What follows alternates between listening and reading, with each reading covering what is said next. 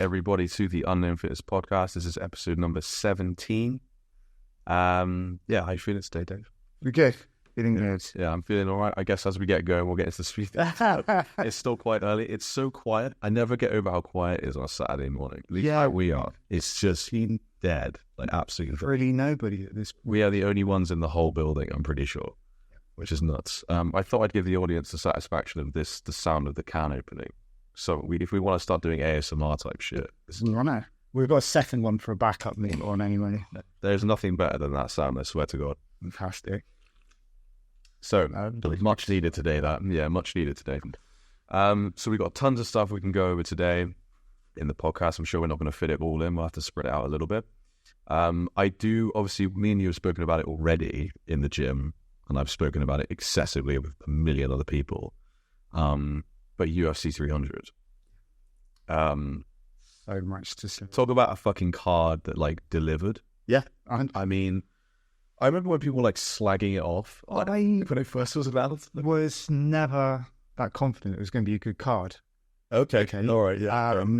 Again, I probably watched a lot more MMA over the years. I mean, I've been watching literally since a long time. Yeah. I've seen tons of live shows and so on and so on. Yeah. And I wasn't confident.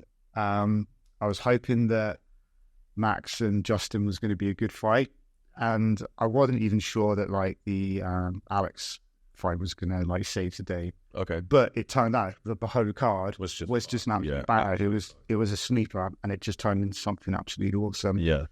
I mean, you could talk about it all day. Grab any mine off there and talk. Yeah, I got the list up just in case I forgot any. So I started with the Figgy and Cody fight, where Cody got submitted, which was a bit heartbreaking. I don't like ever seeing Cody lose because I love Cody. If anything, he has my favorite knockout of all time, the Sunset knockout. I'm pretty sure it's my favorite knockout of all time. Bobby Green defeated Jim Miller, which is a bit of a shame because obviously Jim Miller was on that streak. I mean, Jim Miller was on 100, 200, three things that he'd won on the other two. Yeah, 100. So it would have been nice for him to, but I don't think he was ever going to beat Bobby Green personally. I mean, the last round was I think a 10-8 round. Yes. Maybe even a 10-7, 10-8, 2 10-8 rounds. So Bobby fucked him up pretty much. There was the Andrade and Rodriguez fight, split decision. Moicano knocked out Jalen Turner in the second round. Diego Lopez defeated Sadiq Yusuf with a TKO. Diego Lopez, he looks like Tom DeLonge from Blink-182. Yes. Do you know what I mean? Yes. Just expecting him to be like, where are you? Yeah, fantastic. And then Kayla Harrison defeated Holly Holm in her debut. Well, I feel that was a given. I feel like a lot of people were putting their money on Holly for that fight. Yeah. And I never felt it was going to go that way. I think, I don't know what you could chop it up to. Either Kayla just being really, really young and, clearly very good, or Holly being a little bit older now. I mean, she's 42? Yes. Something like that. Yeah. So she's definitely at the tail end of her. Beyond the tail end. Yeah, most fighters don't. But the problem is at the end of the day, women's MMA is not nearly as dense. And Holly is still in incredibly good shape. Yeah. But she's definitely done everything. She's done everything she needs to do. She's done everything she needs to do in boxing. Yeah, and then jumped over to MMA. Obviously defeated. Yeah, sort of Ronda, that is which I think is a defining moment of the past career. Sure.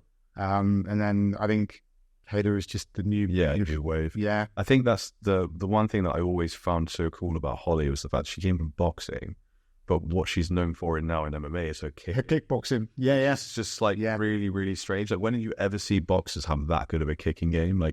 Almost from the outset. And that's what she basically knocked Ronda out with, which is so cool. Then Aljo defeated Calvin, decision. That was a pretty fight. The Rakic and Yuri fight. It was from now where it just kicked, it just kicked off properly. That was an insane fucking fight. I mean, Rakic had been out for a year, so I don't really, but it was just so scrappy, that fight, The Bo Nickel defeated Cody, submission win, naked choke in round 2. Everyone expected Bo. Yeah, pretty much. That, yeah. I do think though, when he does go up in the division, he's going to start getting he's middleweight, right? And middleweight is pretty fucking stacked. I don't think it's going to be as... It's the same with Hamzat, though. Not that Bo Nickel's walking through people like Hamzat did, but you do get to a point where you come across like a Gilbert. Yep. And it's then not the same anymore. It's a lot harder. Then Sarukian defeating Charles Oliveira, which was heartbreaking. Which is, yeah. And then the Max and Justin fight. I mean, that is the standout thing of that entire night, and what kind of made it a top 3 card of all time for me.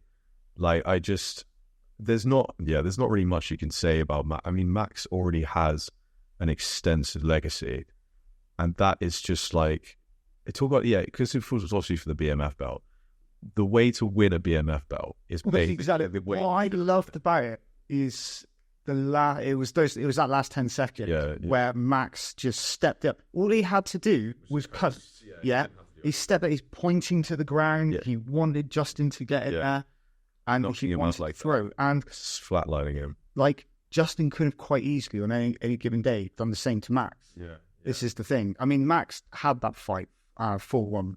There was no argument, but he just stepped up and he went for it, and to finish it like that was just unbelievable. It was something else. It was like, it wasn't even like, he was wobbling. It was the cleanest of knockouts. Like, he was out-coated for a long time. Because I saw quite a few arguments online where people actually said that there was 1 second left, they should have just taken it. It's like, there was no question mark there. It doesn't matter if that was 1 second into the fight or, like, say, 4:59. It's like, he was as out-coated as you could be, and he was still face down a minute later. Like, it was just a phenomenal knockout. Yeah, it was beautiful. It was like, because I watched it live, so I was up all night watching it.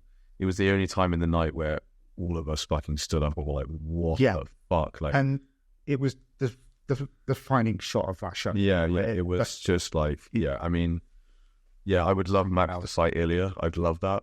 I think that would be great. I'd rather see that than a Volkbury match, too. Yeah, I agree. I absolutely agree. To Max to win it back after, it's weird because when I first started watching MMA, he was champ, and like, it was like, I watched just like him go on and it didn't look like he was going to be beaten, and it's been 5 years. And it's like, oh fuck, it's been 5 years since he had it. I've watched Volk have the belt longer, or had the belt longer than he did, but at the time it felt like Max was just going to have it forever. Yeah, definitely. I think, like, with Max, it's a really funny one because I feel like the UFC could, like, Max should almost get whatever he wants. God, yeah. He's not even, like, what is he, 30? Yeah, he's ridiculous. Like, and the knockdown was a knockdown. It was. You got it. It was on his ass. He was knocked down. He'll back up, but that is a knockdown. Yeah, 100%. And the thing with Max is, it's like, he's good enough to be the champion again. There's no doubt about that. Yeah. He's not a gatekeeper. Like, there's a lot of people that have a career like that in the UFC, and now they're on a bit of a slide. They're a gatekeeper. You need to beat Max to get to the top. No, Max is still a contender. Yeah. And, like, I think he's got that for a while. Yeah. He could easily be in the UFC for like 5, 8, 10 years. Definitely. As long as his head holds. Long-term health. I mean, the guy's had a significant amount of headshots. I think he's absorbed the most. It is, I think it's significant. He's given out the most, and he's also absorbed the most. And how healthy that is for you long-term, I don't know. Yeah. It's not great. I mean, some people, in all fairness, some people go through and it's absolutely fine. Yeah. But there's obviously other people where it's going to cause a problem for Max. I mean, as long as he's having like regular brain scans and he's keeping on top of it. I think the UFC. Yeah, it's mandatory, those kind of things these days. I mean, they take you out for like small things all the time. They don't let you fight for time and stuff. But I'm excited to see where this kind of takes him because I think he can build what his negatives right now. Really, like, he could carry on at 155 if he wanted to. Yeah, he's a contender. I can't believe they put him at fucking 8. Yeah. 8. You beat Justin Gaethje like that. He's not like the number 1, number 2, and you get put at 8. And he beat him. Like say, if he didn't get the knockout, there was still no question mark. Yeah, he beat him. 4-1 is pretty fucking. It was absolutely awesome. So I was happy to see that because, again, having watched so much MMA over the years, I'm past that point of actually kind of investing myself in fighters. There's certain fighters I maybe like more than others, but I'm almost past that point. Max is actually one of those guys that I always root for. Yeah, he's somebody that is like since day one has kind of like had my interest. Yeah. I always would, no matter who he's fighting, I'm always going to put my money on him. 100%. Yeah, there's just something special about him. And for me, it's like there's people like Max, and I always root for Oliveira generally. Cody, I always root for. which is hard these days. Yeah. He does test me a little bit. I think going back to Oliveira, I think Oliveira, even though he took the loss, like I could see him still turning his career around again. What he already did. Yeah. And I could see it happening again. The guy is that talented. Yeah, he's still good. That's the problem when people take losses. People think, oh, but this, that, and the other. But it's just like he could work his way back into the picture quite easily. Gosh, yeah, he's still in the picture. Like, he beats a lot of the people in the top 10 still. Yeah. But for me, it's always Dustin Poirier. That's why I'm like so excited for him to fight Islam. How are you feeling about that from a confidence standpoint? If I'm being completely honest, like I'm not like I always back my boy, and like even for I've literally got a diamond tattooed on me, right? But like, it's just, I mean, considering how he's lost the past 2 championship fights, I'm not overwhelmingly optimistic, but like, I think I'm just going to have a kind of ignorance is bliss approach. Yeah. Like, look, so it's MMA at the end of the day. He's still like, his boxing and his striking is phenomenal, and anything can fucking happen. And you know what? It's actually taken the pressure off me a little bit in my head. Like, because usually I know I'm going to be I'll feel sick before that fight. I knew that from but it has taken the pressure off me in my head a little bit compared to the last 2 with Khabib and Oliveira. Like, because before those, I was just so anxious. I'm going to go in this time thinking, I hope Dustin goes in with the same mentality as well. Just like, if anything, it was kind of random that he got given the title shot anyway. Yeah. Because he got given it after getting finished by Justin. Which is a bit weird. Yeah. But Justin was obviously... Like, honestly, I would have named other people over him to get the title shot anyway, despite the fact he's my favourite fighter of all time. So it's a little bit like, well, I'm hoping he goes in with a mentality of just like, this is my last fucking go at this. Like, fuck it. Like, so don't jump a ghillie. Like, I swear to fucking God, if he's ghillie. Like, my boy, I love him, but like, my God, please stop jumping fucking ghillie. He's never even won by guillotine. It's hilarious. He wants that. Oh my God, if he finishes Islam with a guillotine, that'd be something. That would be the funniest and best thing ever. So I've seen a few conspiracies around this one, and I don't necessarily know if I agree with them. But the argument being that not with the ghillie, but with Dustin beating Islam, Conor beating Chandler, there's your title match. What, Conor and Dustin? Yeah, because of the rivalry. But I don't know. Make that I mean, it's a money fight. I mean, that would be good. I think Dustin beats him again. There's no way that, like, Dustin's just... It's funny when both those Conor fights, how much better fucking Dustin looks. Like, just levels up on everything. Like, the leg, like, obviously the leg break, it was a leg break. He doesn't even look close at the wrist. At that point, you see the Dustin close, like Dustin just looks like, he's just so much better than him. Going back to Dustin fighting Islam, I think Dustin could beat him. Islam is a spoiler. Yeah, I mean, what a lot of wrestlers do, they've done it over the years. Like, you go back through history, guys like Matt Hughes, things like that, they're spoilers. They knew how to use their weight to control people until they can't. Yeah. And that's the problem once someone exposes them. And I think exactly like you've said there, Dustin is still getting better. Yeah. And if he can just find that one little loophole that will allow him to control his... The only Islam loss is a knockout loss, right? I mean, that was a while ago. But like... And Islam's striking is really, really good these days. Yeah. This is why I think he's not Khabib 2.0. But I think if Islam and Khabib fought, I think Islam would win. Personally, like, just the way, because his striking is so much better than like. We saw it in the Volk fight, like like the first Volk fight, like and the second he knocked him out for fuck. Yeah. So like he's very good. Like his striking, very fucking evolved compared to that's why he's scary as fuck now. Because his striking's really good, and obviously his wrestling's so and he'll be the best in the UFC. Yeah. So it's just like he's got that perfect, well-rounded game now, where it's the point where that's fucking scary. Yeah, like that. If he's a scary motherfucker now, so it's like that's what I'm more worried about. It's like, hey, like, I do still think Dustin's a better striker. Period. He's better than 90% of the UFC. I just hope my prayer is that Islam wants to strike with him more, and in doing so, gets tagged. Gets tagged and knocked down and then finished. That would be my in my head the only scenario that kind of works out for Dustin. Yeah, no, I think that sounds quite accurate. Do you know what I mean? Yeah, Like, he's not going to out wrestle. no, it's not going to happen. Islam is going You to survive Islam's wrestling. Yeah. You know, necessary. He's physically stronger, and he knows how to use that. Volk managed really, really well against him. Yeah. He did really well. But Volk is we know Volk is Volk is Volk. Yeah. Yeah, you know, probably comes from his rugby background. Yeah. He's just handling people's weight all the time, and being a smaller guy and all that kind of thing, you know. And Volk is Volk at the end of the day. So, but yeah, we'll see how it goes. But then yeah, we had that Wei Ni. The Wei fight, yeah, which was a bit of a scrap, to be fair. Two Chinese ladies just going at it. Wei Li always she always gets a bit fucked up at points in every one of her fights. Like, she's not got the best defense in the world. Her offense is like, you know, like 90, but her defense is like 70. Yep. You know what I mean? Her defense is always but in retrospect, always makes her fights more interesting to watch. Yes. Like, she scraps, like she's fucking scraps, which is what you want. And she hits hard. She's she's just a fucking little tank. And then yeah, obviously the Pereiras and Jamal Hill. I remember watching it live. I remember when he did the hand thing, like push his hand, the ref tapped his hand out of the way, and we all laughed. And then 2 seconds later, Jamal Hill was on the floor, and it was like, what the fuck? I mean, that was quality. I mean, because Alex never even looked. He just touched his cup. Yeah. Had Dean out of the way. He stepped on it. Fuck as well. And stepped on it. Yeah, that was nice. Prevented him from moving out of the way of the left. Yeah. And I've seen a lot of people who were like, oh, the ref was going to step in and all of this. It's like, the ref did exactly the right thing in stepping straight back. Fine. Yeah. You don't want to interrupt the fight. You don't stop the fight unless you have to. Alex was absolutely okay to go on. He showed that he wasn't injured.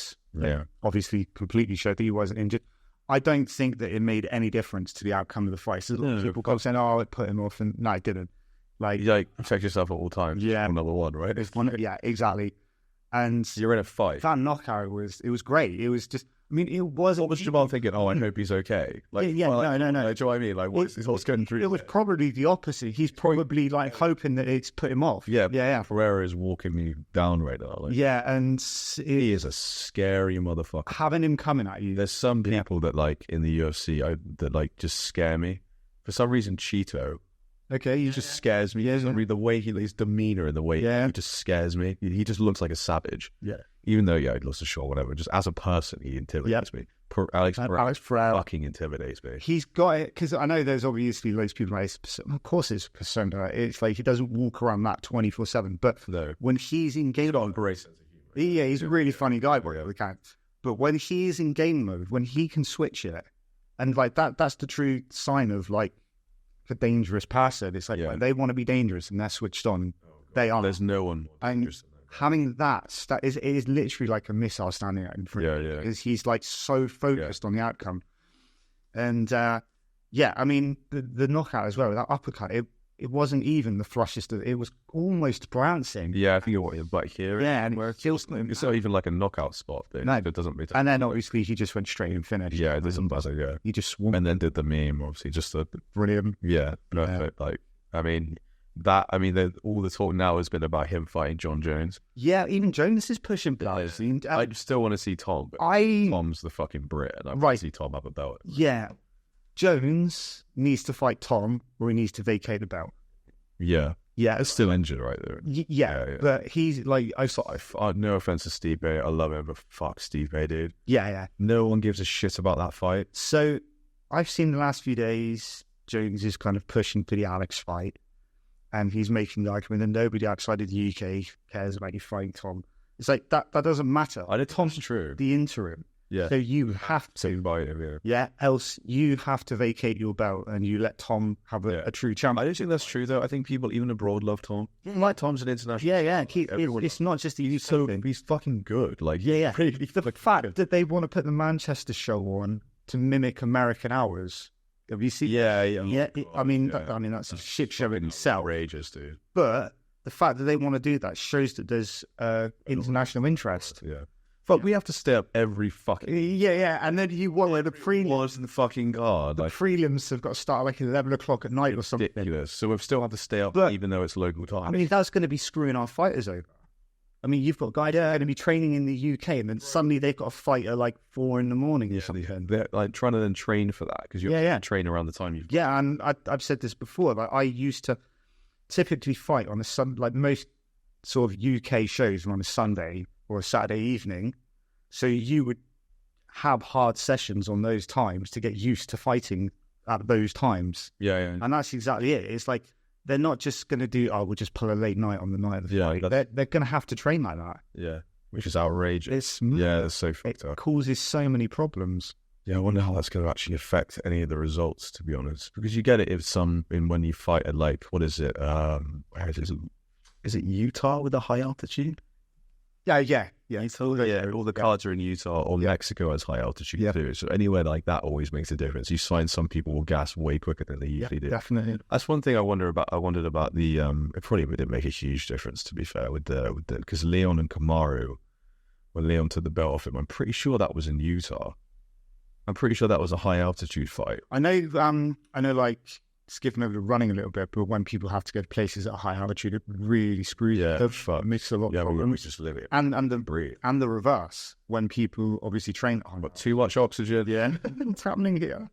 Don't know what to do. You know what brings too much. And that, but you acclimatise to your surroundings. That's why it's good to go to these places a couple of weeks out, right? Exactly.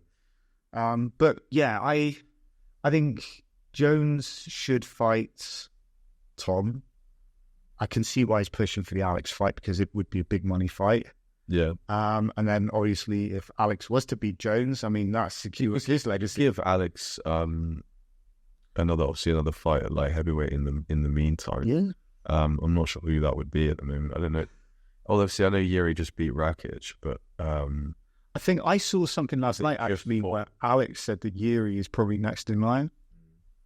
I don't really see that going any other way, though. Again, no, it's not exactly the same result.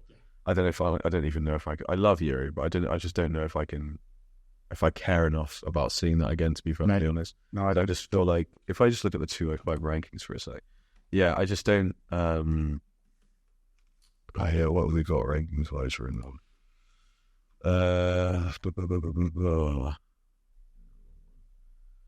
Ankalaev. That would be quite cool. Ankalaev is number 2, Yuri is number 1, Jamal's number 3, Jan Blachowicz, but he hasn't really fought in a bit, I swear.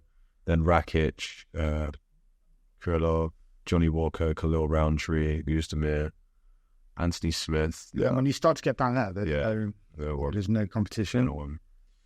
Yeah, that is a bit of an issue. And unless anyone wants to go down from heavyweight, or who wants to step up from 185, but...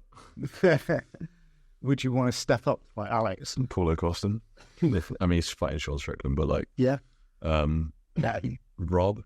I don't know. Yeah. But yeah. That's probably enough UFC chat for the day. That was... Yes, God. I mean, usually our UFC chat's a lot shorter than that, but we had... I think 3... It's a different... It kind of deserved that kind of tension, but I think we should move on to this clip. Yeah, let's do it. So we both haven't seen this week. We literally just found this earlier because it relates to what we wanted to talk about anyway. But we'll watch this, I guess, and then we'll kick off the... Let's see. So this video is titled, Quite Possibly the Worst Attempt at Spotting in History. So let's see how this goes. I guess we want to be here. Yeah, that's looking like our most glitched. Yeah. Oh, it's just like a compilation of stuff. Oh my God. Jesus fucking wept. So, because the bar wasn't going to crush the guy... He should have had a spotter there anyway, period. The guy's just... He probably was about to lift that. Do you know what? He was close to... He was always locking out. He was literally almost at lockout. Hold on. I mean, at worst, I feel like he could have dropped down to the lowest hook. He was still moving. Yeah. Like, it was all moving up. Yeah, I think, honestly... I think he could have got that. I think you're right. I mean, his arms shaking, but honestly, it was still going upwards. Oh my God. And he just shoved it on top of him.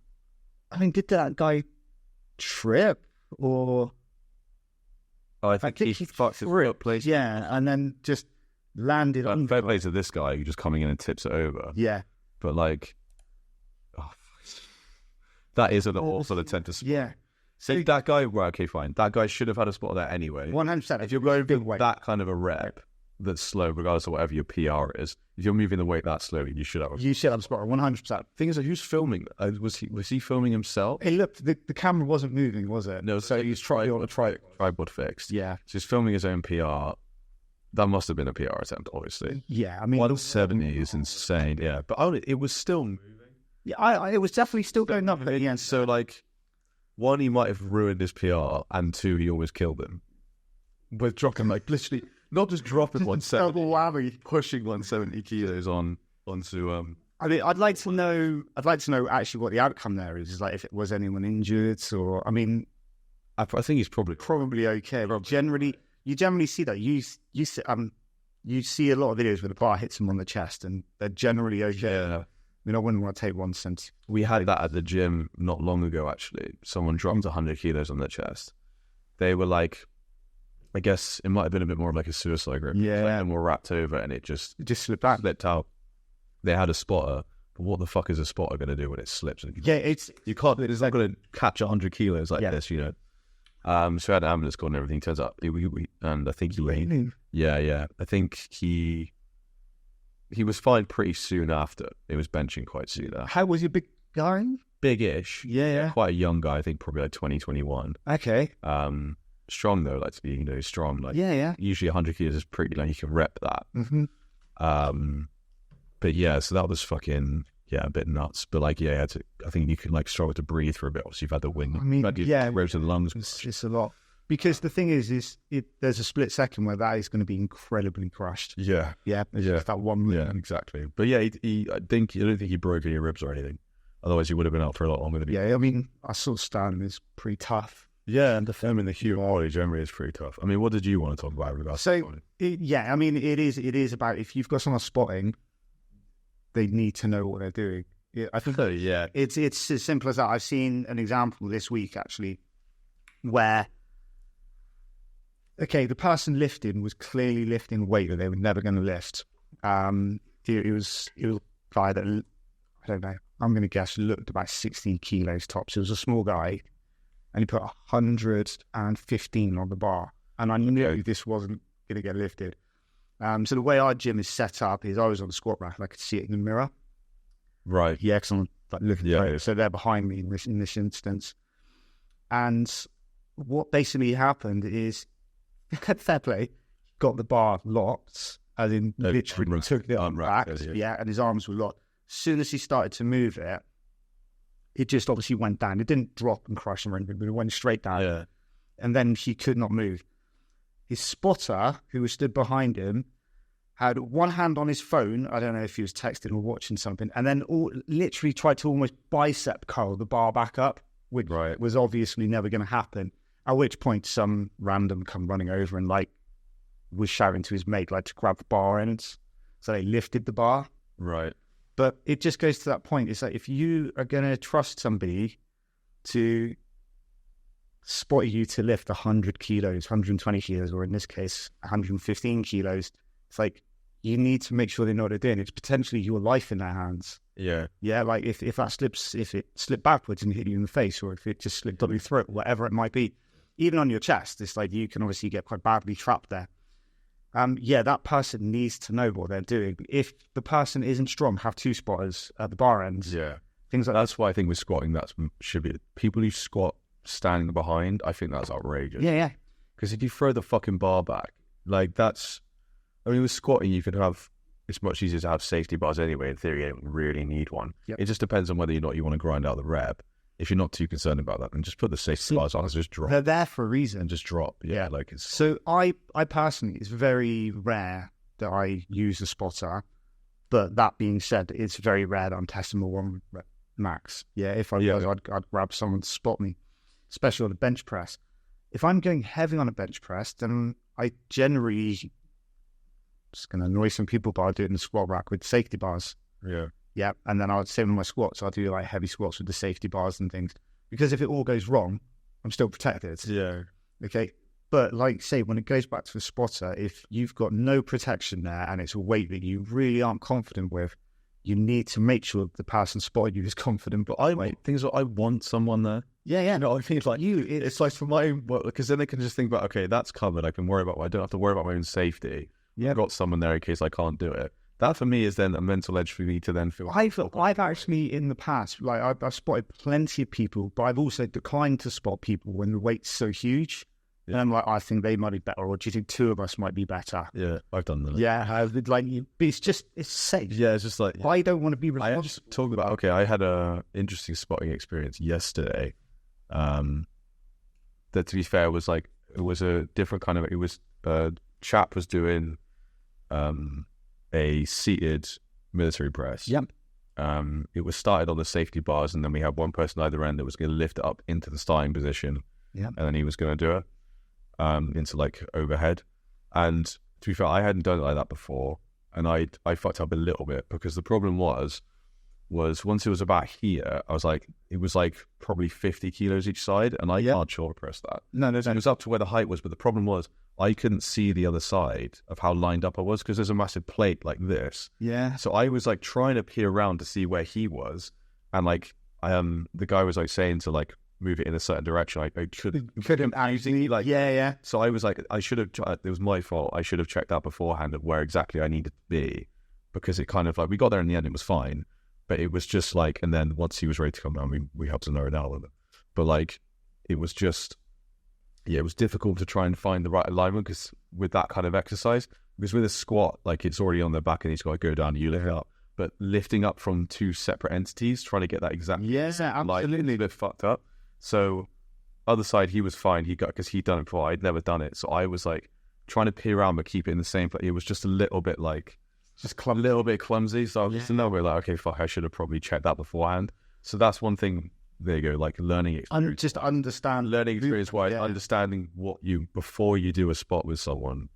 Yeah, that was one of those like reaffirming experiences. Like, fuck, okay, I really need to make sure. Like things with bench, it's a lot easier. I always, a lot of the time, I say to people before I spot them for like a warrant max with bench, a lot of the time I'll have my hands already there, not even touching them. Like, and I'll be like, don't worry, I'm not going to like ruin your PR. I'm just there in case I can immediately just be there to grab. Yeah. I don't have to then drop and grab. I can just grab straight away and just follow the bar, literally just having my hands up. Well, I think that's right. As long as there's communication between just the lifter and the just like you know what you're going to do. Yeah. Sticking with that point, the amount of times that I've seen people claim a PR and it's like, I think 20% of that was done by your spotter. Yeah, I think, and that's the thing. If you're just doing reps and you're grinding out reps and stuff, it's this fine line between like when you're trying to spot someone wants to do like an extra rep, but they know you're going to spot them through. Yeah. It's like you have your hands there, and it's this weird feeling of like you pull as little as possible. Like you just try and like almost just like feel the tension of the bar, especially with like bench and stuff, and let them grind out as hard as they can. But you're just trying to put in, literally, if you can put in like 0.51%. You're doing enough to just the bar going back down. Don't waste pull it. Yeah. Just feel like the weight of the bar and just like almost just try and resist the opposing force just a little bit, just enough to get it over. Otherwise, they're not getting the most benspit out of that. No. That's rep, really. You just want to give them as much as they can. I think like really the biggest sort of takeaway for me is it's like spotting isn't, like, it's a really serious thing that if you're going to do it, you need to be doing it properly. You need to be focused on your lifter. Yeah. It's as simple as that. It's like the example with that I saw the other day where the guy's just stood there on his phone. It's like, if I simply wouldn't have even tried to lift the bar. Outrageous. Yeah. If I looked at it, my spot was on his phone. I was like, what are you doing? Yeah. So I feel like I know enough people in there. Like, that's just fucking kids in it. It is. Yeah. It is kids. Dumbass fucking. But those are the guys that got enough potential that are seriously injured. There's always someone in the gym I trust to spot me. Yeah. As long as I work there, but just like, and staff and stuff. I wouldn't just turn around. I'm the same. I wouldn't just turn around and ask any random to spot me. There's a handful of guys that I'd be comfortable on. Yeah. And that kind of thing. The other thing, though, when it comes to like a bench press, for example, is I never put the clips on. For that reason, if it does go wrong, I can twist the bar, and drop them. I just like the clips.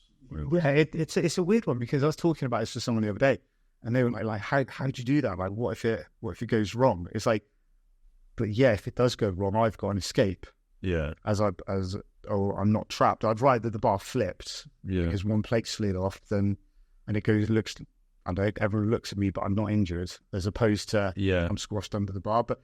It's a safety thing. Like, I quite often bench using like a suicide grip, whereas I know like other people like get the tightest grip possible and this kind of thing. So it does come down to personal preference as to what you feel sort of mentally most prepared for to lift that weight. Yeah, but I think the takeaway is definitely just communicate with whoever it is who is spotting you. Make sure you trust the person spotting you, and just make sure you understand what each person is going to be doing. Yeah, and as a spotter, just understand the importance of your role. Yeah. Like you've got to be focused at every moment of the lift. Yeah, because it can go wrong in a split second. Exactly, 100%. Cool. Right, what else have we got on the list? Can we finish up on? Because we've grinded out this one, to be fair. We've been smashing it. It's all the fucking UFC, isn't it? I mean, we could have done a whole fucking episode on that, I'm not going to lie, I feel like. I agree. It's so easy. What was MMA rule changes? Okay, so there's been some talk. Let's just get straight back to MMA. Let's just bring it all back into one fucking... Yeah, we've got boxing in the next episode to talk about, so... Yeah, welcome to the MMA podcast. The Unknown Combat podcast. So there's been some talk recently, and this started with a conversation with Josh Barnett. You know Josh Barnett? Yeah. Okay, so for people that don't know, back in the day, Josh was at one point UFC heavyweight champion. Yeah. But played heavyweight and probably one of the heavyweight pioneers really within sort of... It's not good. It's not Chris Barnett to be confused with. Sorry? Is it Chris Barnett? Yeah. Chris with the fucking front flip after spin kick knockout guy. And basically he put forward a debate that the MMA rules should not follow rounds. So obviously over time, MMA has evolved into 3-round, 5 rounds. So he put forward the argument that it should go back to how it used to be, especially in the old Pride days, where it was a 10-minute round followed by a 5-minute overtime. Yes. I get where he's coming from a purist kind of standpoint, because he wanted to kind of see this. He basically just wanted to see people fight to the end. Yeah. So the counter argument to that is the reason rounds exist is because ultimately for any sport to succeed, it's got to be a good spectator sport. That's how the money comes in. Yeah. Okay. So they brought in the rounds because statistically, most people were losing about minute 6 or 7 because they were starting to fatigue. They were obviously starting to gas, and it was building up. Whereas the rounds obviously gave them a chance to regroup and put forward head-to-head second round, third round, whatever it might be. So the whole argument really was Josh bringing back this whole we should go back to the kind of purist idea of this is a fight until somebody wins, and then obviously there's an over. Yeah, and I do respect that. It is. Yeah, I mean, at the end of the day, we all want to watch knockouts, right? Yeah, so we're all there. If you go back and look at some of the Pride highlight reels, who was it Royce Gracie for an hour and a half? Ken Shamrock. Yeah, but how bad was that fight? This is the thing. Right, it was terrible. Yeah. Nothing happened, and that was just an explosive submission. Yeah, and they kept going into 30-minute overtimes and things, and then 15-minute overtimes. Yeah. It's a difficult one, because if you want a lot of explosive knockouts in that kind of, like say, that 6, 7, 8-minute period where people are starting to gas, that was statistically is where they were coming in. Yeah, just the other person could capitalize on it, and there were some big savage knockouts in Pride. That's going to just benefit people with great gas tanks. Yeah, but then again, you don't have to then fight for. Well, I suppose most fights are 15 minutes, aren't they, really? Yeah. And the championship fights are actually 25. So an evolution of this is that Joe Rogan was talking about it, and he put forward the argument that by having rounds and then people starting again on their feet, it's essentially 3 or 5 mini 5-minute fights. Yeah. And he put forward the argument that you should start a round in the position that ended. No, I don't like that. I don't like it, and I this is my reason for not liking it. I've competed in a ring before where we've almost rode out, and they put us back in the centre of the ring in the position that we almost rode out on. It's so easy to just get a little bit of leverage or just tweak your position and use it to your advantage. Yeah, especially when it comes down to the details of that stuff. Yeah, And that's shit, because at the end of the day, and that actually, to be fair, with having a 10-minute round, if you have somebody who's really good at wrestling, it's going to be so boring. It is. Yeah. That's good. Like, what is always good when you have a striker arrested matchup is like, is the round reset? Because it's okay, we got another chance. We've got another chance. It's like put their game plan in. Yeah, you're given a chance to then reset and then you have to then the wrestler has to then implement their game plan again, and then make the most of the round they do have when they're resting, rather than being like, imagine that if someone could just coast for 10 minutes with someone on the floor. Yeah, and then so boring. So I mean, there was plenty of fights back in the day where there wasn't rounds, and I can't remember what I mean. There used to be like 30-minute rounds and 50-minute overtimes and all of this kind of stuff, and it was like it's exactly that. They were boring because people would coast it out because it's easy to grind someone down with very little effort and make them gas. Yeah, and then you obviously sort of take advantage of that. So I personally, both having been a fighter and being a spectator of the sport, I'd much prefer rounds. Yeah. I'd like you say, it gives people a chance to reset. It gives them a chance to put their game back into play. I've had a terrible first round, and I've come out of one in the second round. Yeah, because my corner have obviously spotted things and stuff like that. Like I remember one fight, I was convinced. That's another thing. Yeah, corner advice. Yeah. I was convinced that I was the better stand-up fighter, and like my corner were like, no, he's taking you apart. It's like, get it to the ground.